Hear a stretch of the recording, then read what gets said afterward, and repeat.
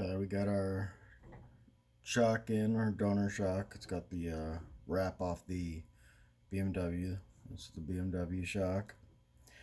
It's already tested by the fact that I've ran it all the way down, seen the gap increase, and it's not leaking anywhere.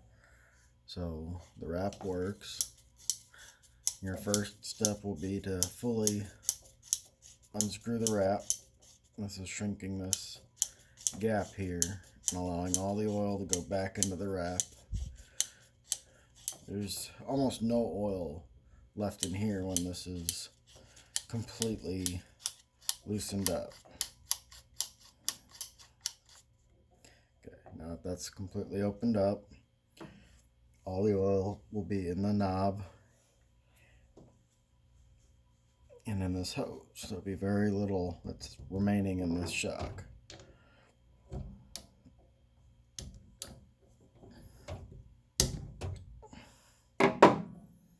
There's no pressure because the wrap is completely removed. I've got the wrap hanging over the edge of the shelf here, so everything stays vertical. You can see there's very little left in there. Get rid of that shock. Slide over a roadwing. Now this is pretty much a direct swap right now because I have this slightly pre-filled and it literally holds 10 drops. I mean, nothing. This is still filled. So I mean, I could literally just bolt this on.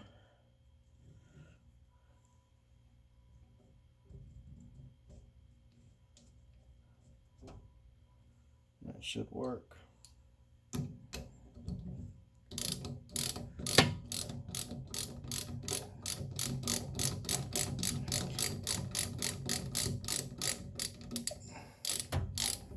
But I'm also going to go over a full oil change in the wrap here too. I mean, this is just to cover if you do have both shocks, no oil loss right here together. Now, the roadwing is a harder bike to see the, or harder shock, whatever, to see the adjuster on because they'll have this rubber sleeve. Right now you can see the white plastic is directly up against this aluminum. So we'll run down our wrap.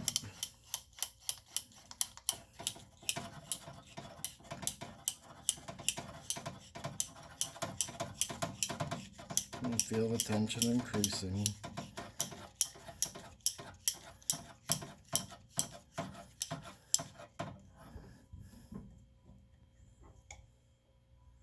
And now this is where it was. It's gapped that much. It's about 4 millimeters. Let's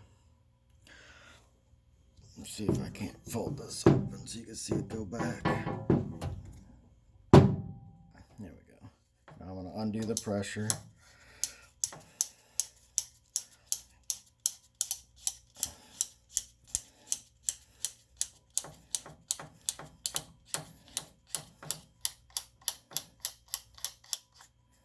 Now all this is being squeezed back up into the hose and into the wrap by the spring, because the spring naturally wants to be fully extended. It doesn't want to be compressed.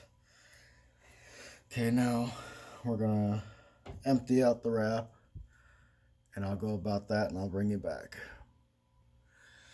Okay, we'll pick back up. Let's say you had to get a new hose or your wrap already came to you off the bike, fully collapsed. I don't doubt you could see it, but there's a silver plate in here.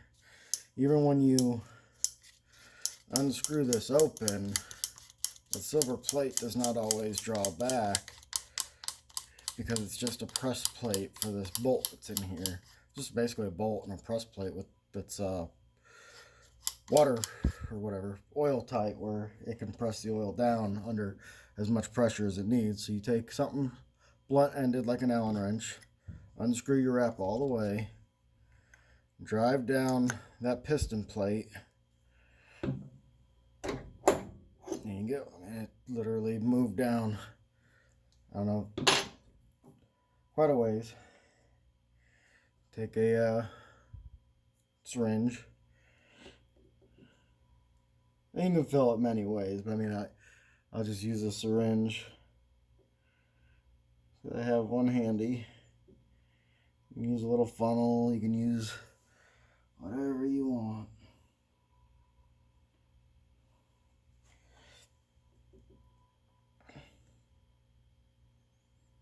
I mean, it's nearly less than an ounce. I mean, it's maybe just over an ounce. I don't know. It's somewhere right in there. This is not much. I mean, this is your standard 10 ml syringe, or 3 ml syringe.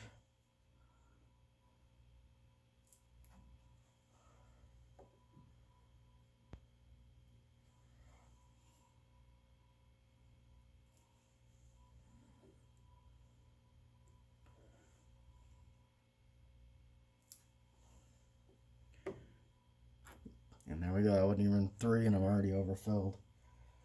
Or 4 and I'm overfilled. Okay. Now, if you're doing this on the bike side, you can attach the hose directly to the bike side. You make sure there's a your copper washer on your bolt there. Put it through your hose. Another copper washer on the other side. Bolt it to the bike. Move the wrap over.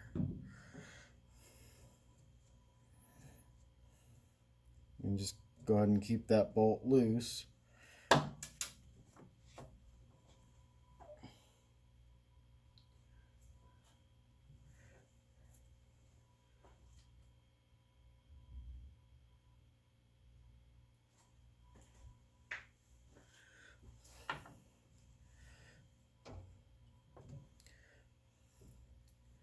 And you'll cover this with your finger.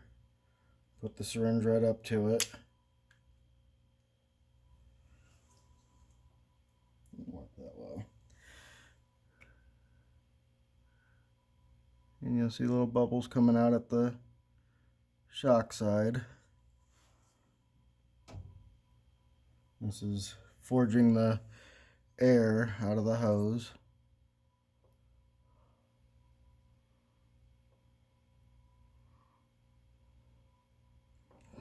And tighten this.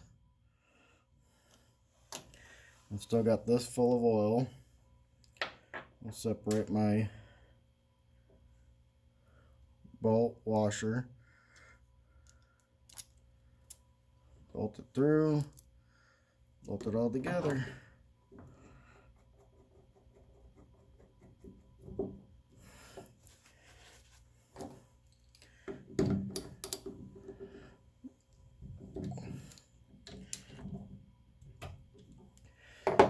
The reason you would bleed it at the shock side like that at first is because the shock is sitting upside down in your bike. You can watch the air bubbles come out, and then you know that you shouldn't have any to very little air left at this joint here. Wipe all this extra fluid off. Let's fold this back. Make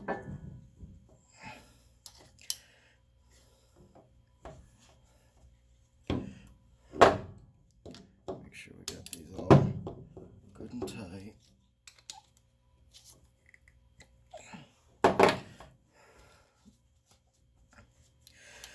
Okay, now we'll start moving. Oh, look, it's already moving. It means that there's very little to no air left in there at all.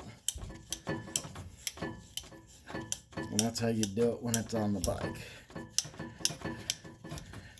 You just leave this banjo loose, let it be able to bleed, just a crack loose. And I mean, not halfway off or anything. Now look at that. That's a lot closer to 6 mil. We actually gained 2 mil refreshing all that and getting rid of making sure that piston was driven back. making sure it can hold every drop of oil that it can hold. And like I said, I started with this half full. I'm at a quarter full. And this is just a mason jar lid, a very small mason jar lid. So I mean, I didn't even use a full ounce of oil here.